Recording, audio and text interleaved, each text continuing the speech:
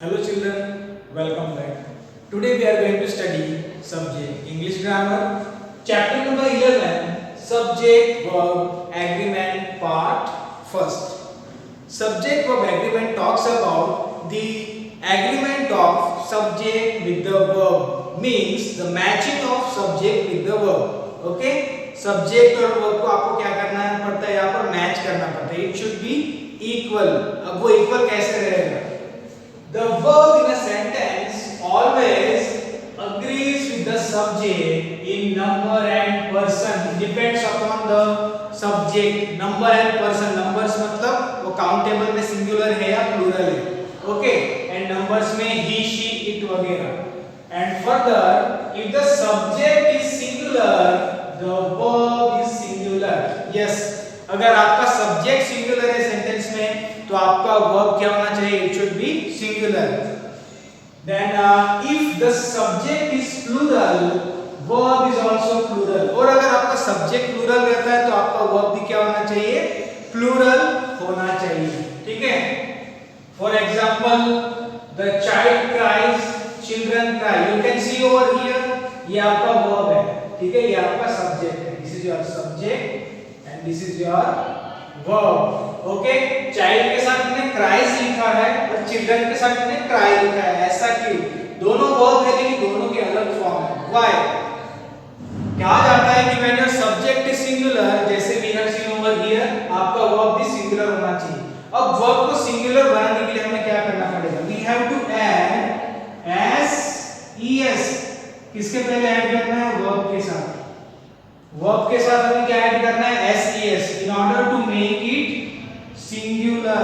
उसे सिंगुलर बनाने के लिए हम क्या करते हैं? ses ऐड करते हैं. फॉर एग्जांपल, अगर प्रोनाउन के अंदर हम एग्जांपल ले, जैसे कि he, she, it. he, she, it जो है ये आपका सिंगुलर सब्जेक्ट का काम करता है. ये प्रोनाउन सिंगुलर होते हैं. ओके? सो विद देम उसके साथ हमें क्या यूज करना है? सिंगुलर सब्जेक्ट के साथ सिंगुलर वर्ब. तो हम यहां पर यूज करते हैं eats. ओके? हमें यहाँ पर eats लिखना होता है. We add over here the word s. ठीक है? यहाँ पर मैंने लिखा है ses ऐड करते हैं. यही चीज अगर हम दूसरा एग्जांपल लें, when your subject is plural, कहा जाता है कि subject is plural, तो आपको क्या करना है? plural subject जैसे I, you, they, all these are plural subjects. So when your subject is plural, your verb should also be in plural form. और तब आपका वर्ब प्लूरल रहना चाहिए. तो वर्ब प्लूरल कब रहता है? ये आपका प्लूरल वर्ब है, ईट. और वो सिंगुलर कब बनता है? जब हम ऐड करते हैं उसके साथ ses, जैसे कि ये eats. Okay? So all the main verbs are in singular form, in plural form only. उसे सिंगुलर बनाने के लिए हमें यहाँ पर ses ऐड करना पड़ता है.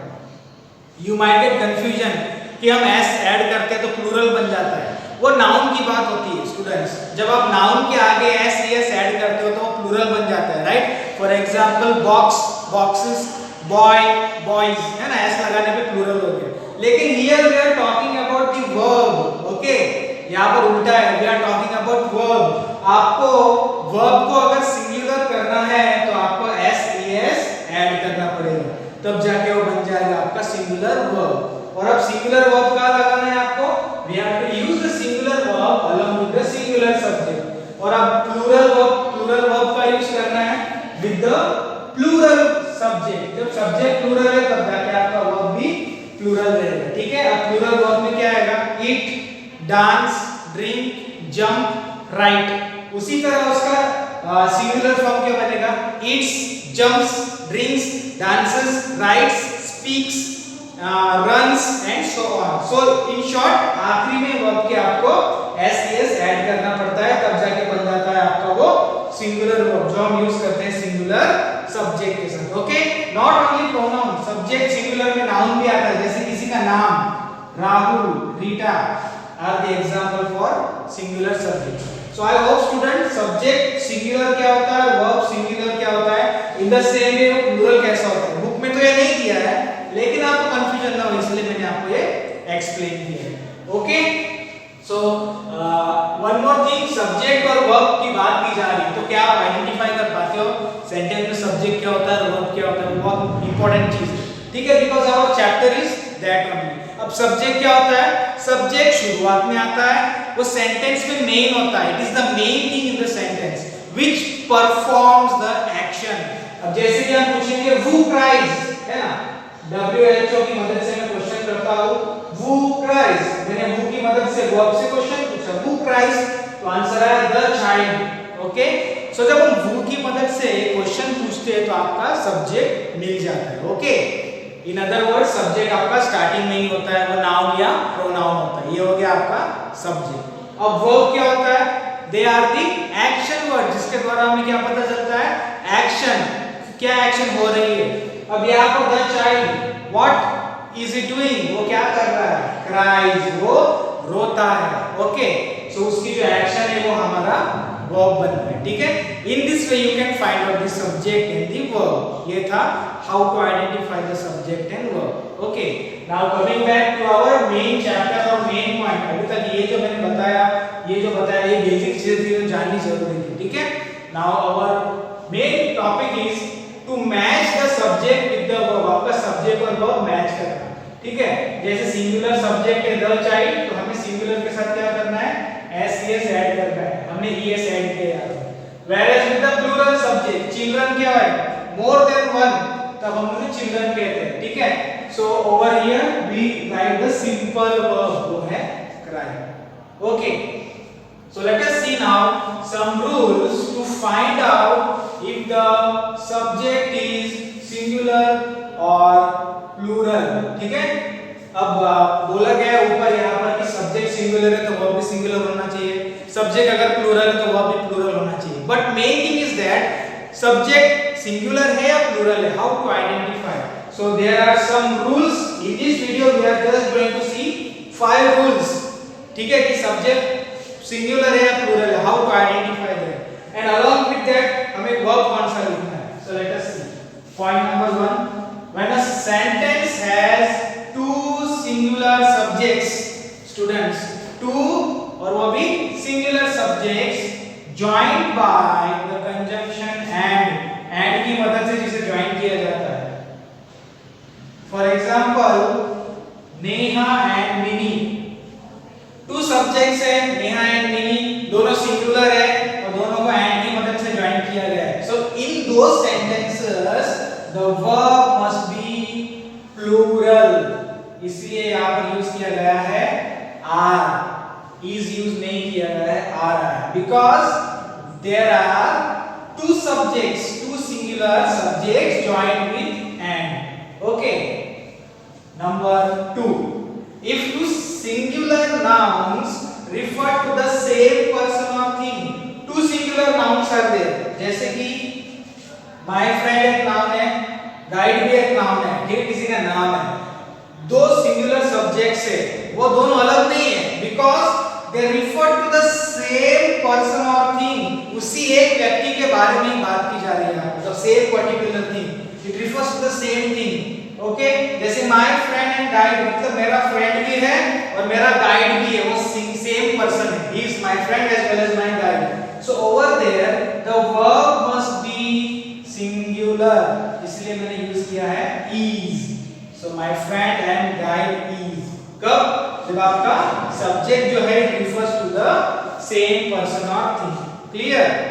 Now point number 3 or rule number 3, when the subject is the word there, sentence में स्टार्टिंग में सब्जेक्ट की प्लेस पे आपको वर्ड दिखाई देगा, वो है there। Then what to do?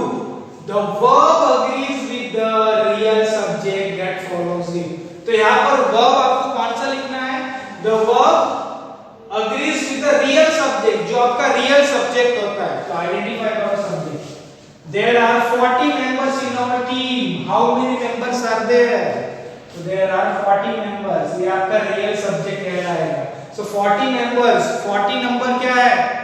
Members दिया है। It is a plural, more than one, इसलिए कि verb हमारा बनता है are।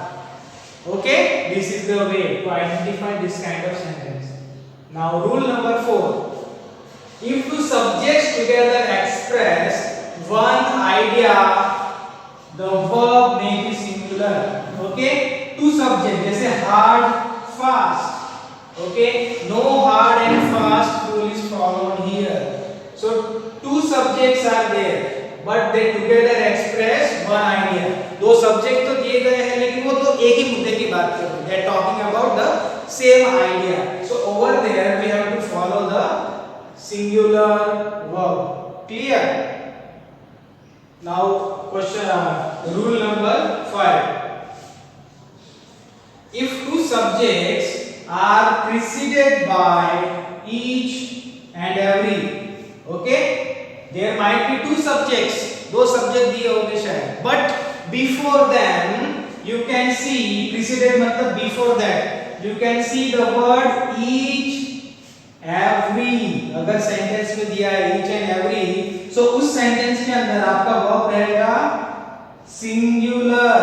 For example, each of the players was honored. was लिखा है, were नहीं लिखना है. Okay, when the sentence included with the word each and every. Okay, so in this sentence you have to write down singular verb. Okay students, so that's all. 5 rules आज हमने study किए. Okay, I want you to write down all the rules जो board पे मैंने लिखे हैं. ठीक है, all these things, these 2 lines जो सब्जेक्ट वर्ब के बारे में बता रहा है, एग्रीमेंट के बारे में, these 2 example, then this some rules to find out the subject, singular verb वगैरह 1 2 3 4 5. ये मत लिखना, no need to write down this. Okay, ये लिखने की जरूरत नहीं है. ठीक है, ये मत लिखना, बट जो पहले मैंने लिखा था ऑलरेडी वो सब आपको लिखना है बोर्ड के ऊपर जो भी. Okay, that is necessary. So I hope students you understood it. Any difficulty or doubts we will solve in the Google Meet. Okay, till then take care and bye bye.